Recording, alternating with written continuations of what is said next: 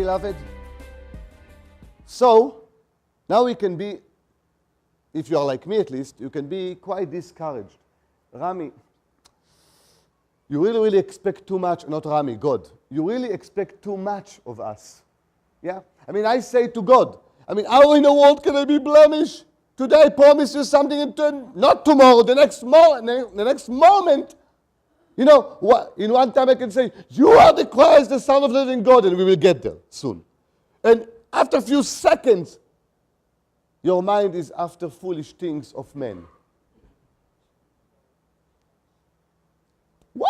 What is the solution to this imperfectness in us? What is the solution to this flesh, yucky, packy flesh, which prevents us to do God's will? First of all, can I see a show of hands of people who at least feel like me? Or am I now in a holy congregation which never sins?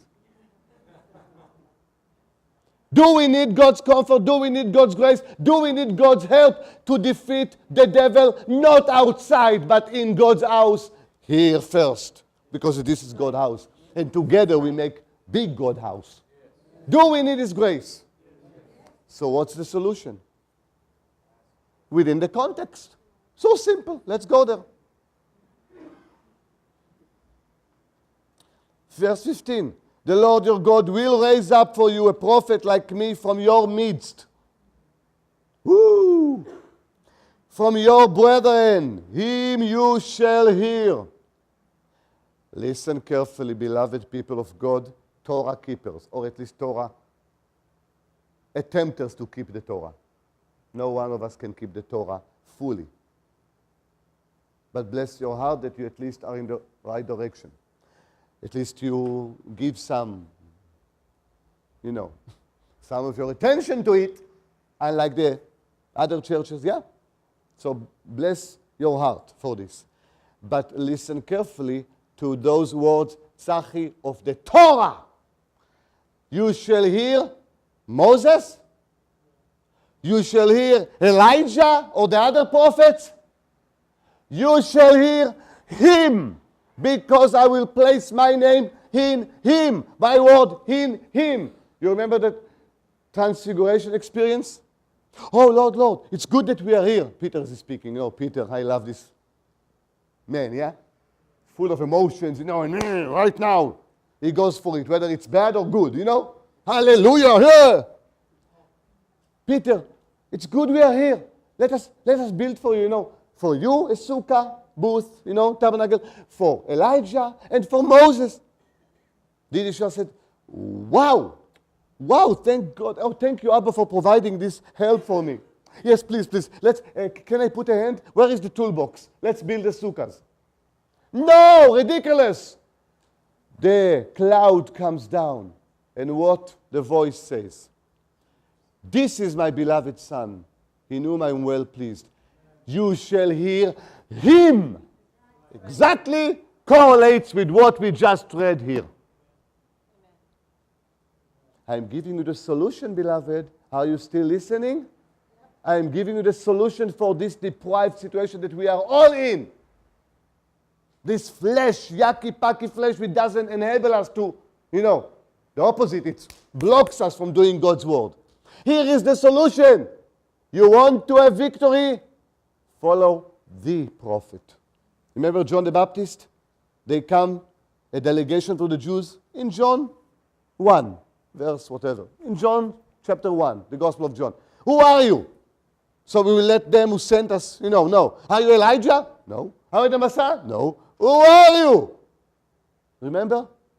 And they ask, are you the prophet? Relating to this portion. Are you the prophet in whom God's very name will be?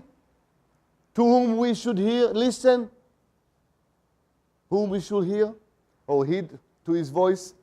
So, beloved, here is the solution. Listen and put your trust and focus not on things of the world, not on man-made traditions, but rather on him. Not on super spirituality. Oh, the Lord is calling me there. I have the spirit of Elijah in me. I'm a prophet or a prophetess. On the other hand, I'm a Torah observant man. You eat pork, you go to hell. You worship on Sunday, you're a Sunday cow kisser. It's not this, neither that. It's him. That's right. And if you will focus on him and on him alone, for God's sake, the rest will settle. You will have the balance, the right balance between Elijah and Moses, beloved.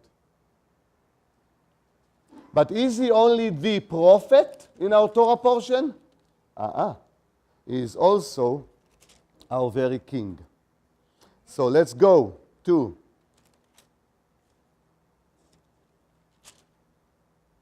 the king portion. Deuteronomy 17, verse 14. When you come to the land which the Lord your God is giving you and possess it and dwell in it and say, I will set a king over me like all the kings, all the nations that are around me. Verse 15, you shall surely set a king over you whom the Lord your God chooses. Did you listen? Whom your God chooses, yeah? One from among your brethren. Do you believe Yeshua is your king? Yes. Do you believe he was chosen by God? Yes. Do you believe he came from his own brethren? Yes. Hallelujah. You see the picture?